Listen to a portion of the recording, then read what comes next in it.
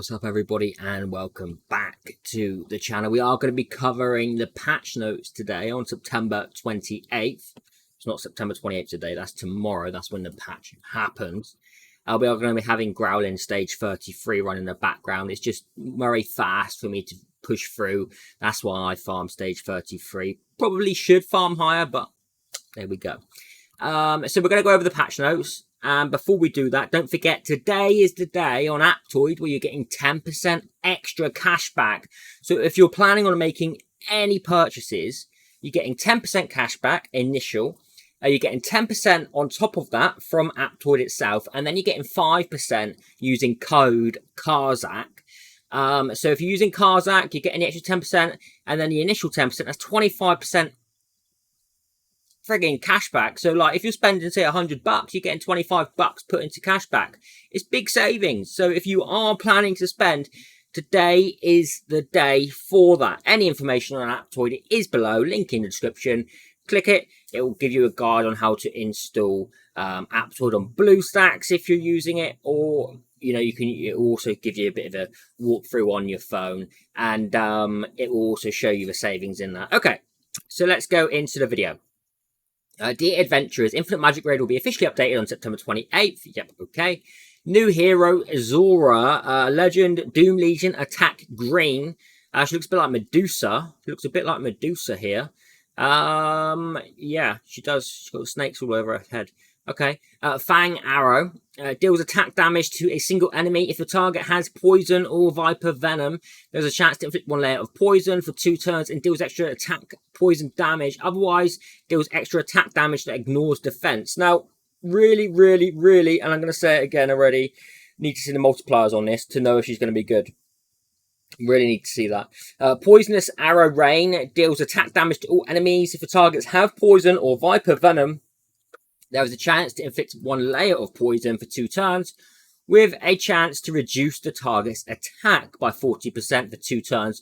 Otherwise, deals extra attack damage that ignores defense. Sounds like a really interesting first active skill. Like, I don't know if, you know, the poisonous reducing the target's attack by 40% could really be a huge part in a poison team.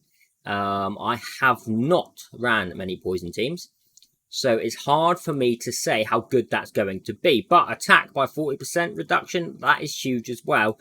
But again, we really need to see how much attack damage will be dealt, and how much damage Viper Venom is going to be doing. Bone Rotting Poison. Fang Arrow inflicts 1 layer of Viper Venom on the target with poison for 5 turns, up to 3 layers. As for the target without poison, additionally increases Fang Arrow's crit rate and crit damage. Also, after Poisonous Arrow Rain or Viper Twist deals damage, all layers of Viper Venom will be detonated. Now, just quickly, is that going to benefit Moloch because it's a detonation? Or would Moloch it need to be a burn detonation? So that could be an interesting little concept to it as well. For every 1 layer of Viper Venom detonated, it reduces the cooldown of all her skills by 1 turn and deals damage based on the layers detonated. The cooldown of Poisonous Arrow Rain or Viper Twist is not affected by anyone other than Zora herself. Damage dealt by detonating Viper Venom is considered as skill damage. Viper Twist, her ultimate, deals 3 stages of attack damage each to all enemies. If a target has poison or Viper Venom, each stage deals extra attack poison damage. Otherwise, each stage deals attack damage that ignores defense. I'm really interested to see these multipliers because unless she's doing good attack damage, it's going to be tough to call because that attack's ignoring defense. So it could be very viable or it may not be so viable. That's what we need to find out about this hero. But yeah, that's a big question. Is the multipliers on the attack damage itself and then the poison damage from attack, because there is a couple of things in the exclusives here. When Zora detonates Viper Venom, there is a chance to reduce the target's speed by 40%. That's huge for 2 turns. The more layers detonated, the higher the chance. Also, if Zora never detonates Viper Venom for 3 consecutive turns, it increases self-crit damage by 60% for 2 turns at the end of the 3rd turn. And now, again, this is what I mean by that's interesting, because if we're increasing crit damage, we're not going to be critting on our poison damage, okay? And the thing is that if that's the case, we really need to think about how we're going to build her as well, because majority of heroes for poison, for instance, you'd want to go mastery and attack. But because of the crit damage here, we really need to be thinking, well, is it going to be worth putting her on a crit rate, crit damage build with really high attack, or going? So it could be like an attack rate, crit damage mastery build, which is going to be tough for people to build. So we need to wait and find out on that.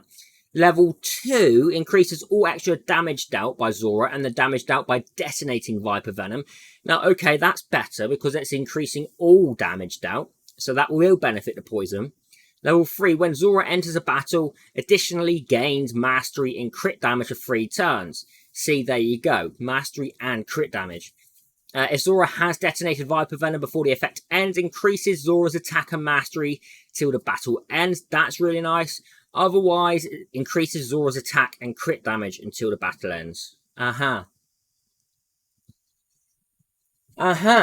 Interesting. So I guess there could be other ways to build her.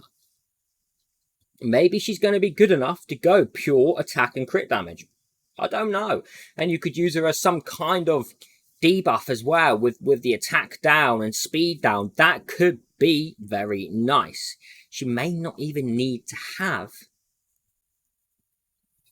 This could be a really, really interesting hero. I keep saying interesting, sorry. But it could be, because there's 2 ways that we could use her. And it also does say things like, if it doesn't detonate, where is it? See, if Zora, on exclusive 1, if Zora never detonates Viper Venom for 3 consecutive turns, increases self-crit damage by 60% for 2 turns. So there are things that are boosting if we was to build her that way. Okay, really need to see those multipliers to find out if Zora is going to be good. Schist. Let's be careful how you say that one. Quality is epic. Faction is Sunset Sages. Support type and mark is blue. Sand Prison deals attack damage to a single enemy with a chance to inflict imprison for 1 turn. Now, the next word, I have made the devs aware that this is actually an offensive word, okay? The translation, however, with a company overseas is tough, so they obviously didn't know. So I have made them aware that this is actually quite an offensive word, before the sandstorm. I'm not going to repeat it. You can read it for yourself. You can make out what you want to make out for yourself with that. But yeah, maybe just call it sandstorm or something, or like slowing sandstorm, you know, like that's a dangerous word, because what happened, like, that's almost like saying if you're in the sandstorm, you're going to go a bit, okay, yeah.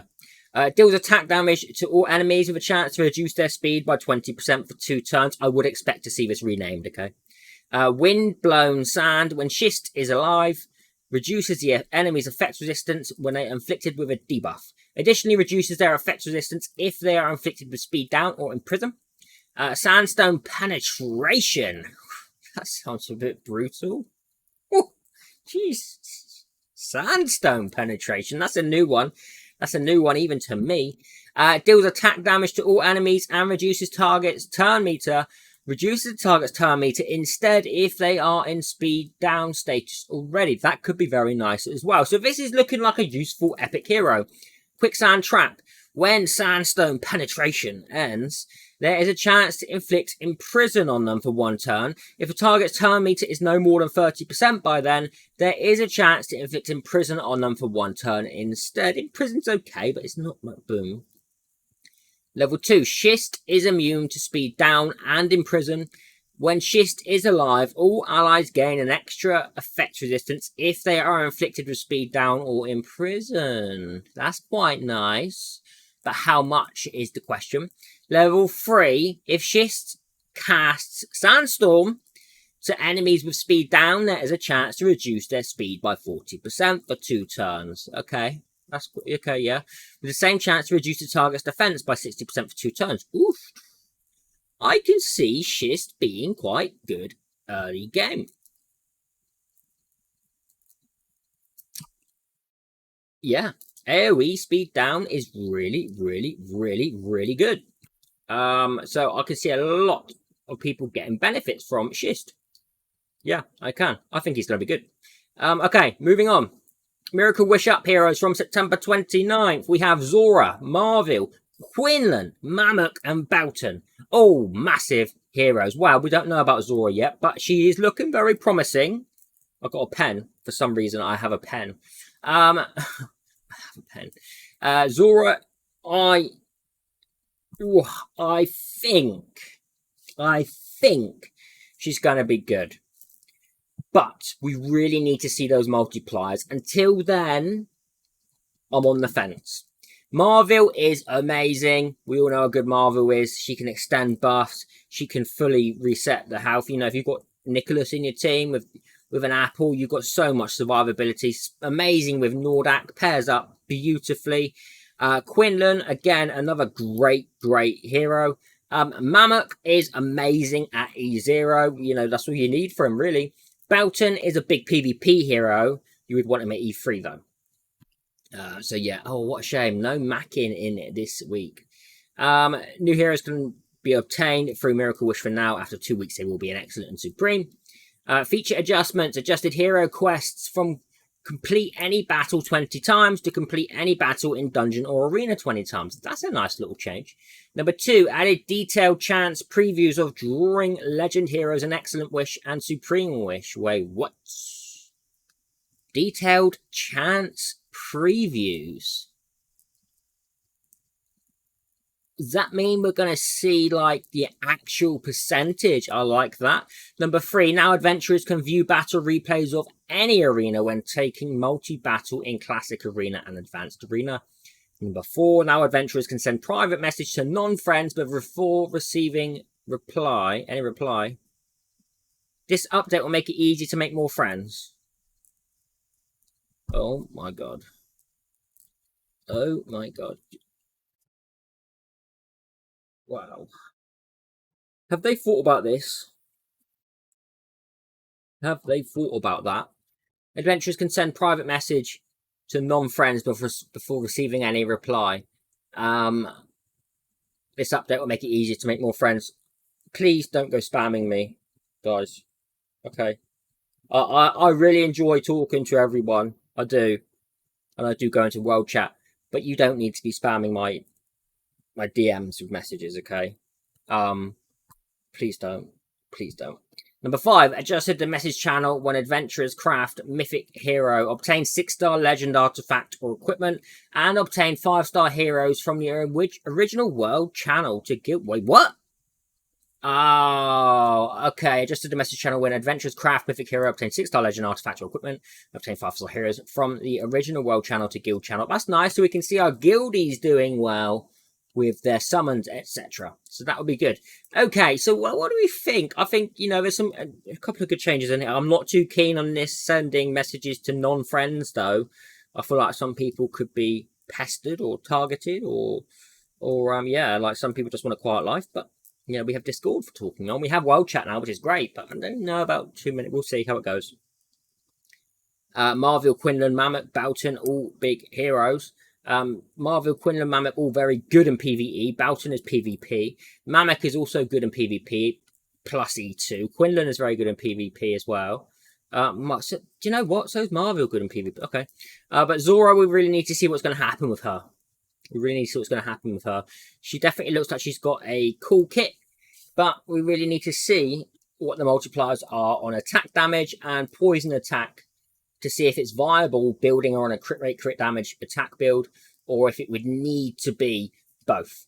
So I'll see all of you in the next video. Don't forget, it is 10% cashback on Aptoide today, now, probably for another 10 hours. So take advantage. Take advantage of that, okay? Save yourself, you know, some money. Because if you think about it, if you're spending today, then that means that over the next couple of weeks, you could buy the packs that you need with credits.